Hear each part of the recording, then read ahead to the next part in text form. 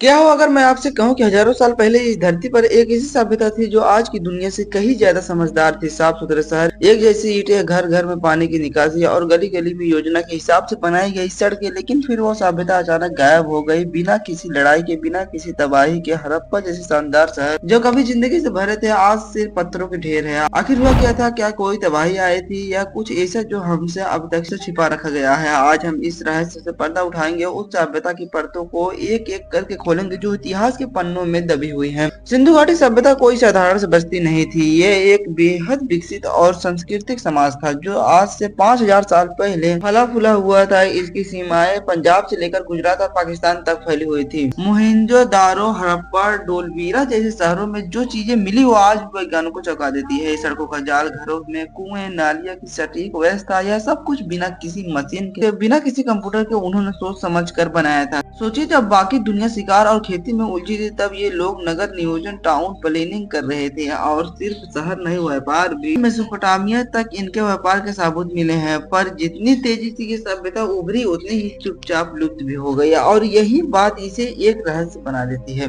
आप जानकर हैरान होंगे कि इतनी उन्नत सभ्यता होने के बावजूद आज तक हम इनकी भाषा नहीं समझ पाए। हजारों मुहरें और पट्टियां मिली हैं जिन पर अजीबोगरीब निशान, जानवरों की आकृतियां, कुछ संकेत हैं, लेकिन वो क्या कहते हैं कोई नहीं जानता। यह लिपि अब तक अनसुलझी है। कुछ लोग इसे टर्बिड भाषाओं से जोड़ते हैं तो कुछ इसे दुनिया की सबसे पुरानी लिपियों से मिलाते हैं। अब कोशिश हो रही है कि कंप्यूटर और मशीन लर्निंग से इसका मतलब निकाला जाए, पर सफलता अभी दूर है। सोचिए, एक ऐसी सभ्यता जिसने अपने विचार, अपने नियम, शायद अपने भगवान तक मिट्टी पर दर्ज किया और आज तक हम उन्हें पढ़ नहीं पाए। जब तक ये लिपि नहीं समझी जाती, तब तक इस सभ्यता का असली रूप हमारे सामने नहीं आ सकता। ये समाज सिर्फ साफ सफाई, योजनाबद्ध शहरों तक सीमित नहीं थी, ये सोच में भी आगे थे। हर घर में पानी का इंतजाम, हर गली में ढकी हुई नालियां और पूरे शहर में समान आकार की ईंटें। यह तो आज के आधुनिक शहरों में भी नहीं मिलता। ये लोग खेती करते थे, पर कपड़ा भी बनाते थे, धातु से चीजें भी बनाते थे और कारोबार भी करते थे। और सबसे दिलचस्प है इनकी मुहरें। कुछ पर योग मुद्रा में बैठे इंसान है, कुछ पर आधे इंसान आधे जानवर। कुछ कहते हैं यह उनके धर्म से जुड़ा है, तो कुछ इससे शक्ति और साधना का प्रतीक मानते हैं। अक्षर की बात यह है कि यहाँ न कोई बड़ा महल मिला, न कोई भव्य मंदिर। शायद ये एक ऐसा समाज था जहाँ सब बराबर थे। लेकिन क्या इतनी शांति हो इनके पतन का कारण बनी? इतनी समझदार और मजबूत सभ्यता आखिर गायब कैसे हो गई? इसका कोई साफ जवाब आज तक नहीं मिला। कुछ लोग कहते हैं कि मौसम ने करवट ली, बारिशें कम हो गई, नदियां सूख गई और जमीन बंजर हो गई,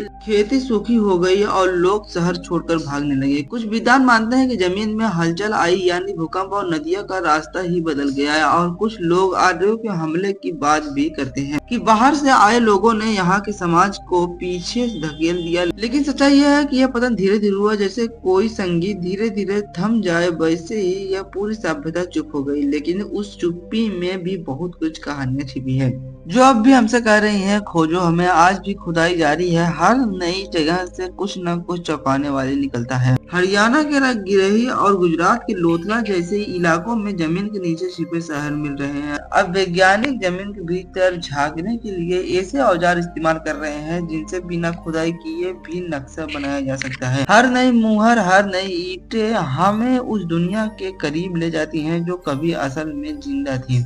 और जितना इसे खोजते हैं उतना ही एहसास होता है कि हमारे पूर्वज हमसे कहीं ज्यादा समझदार थे।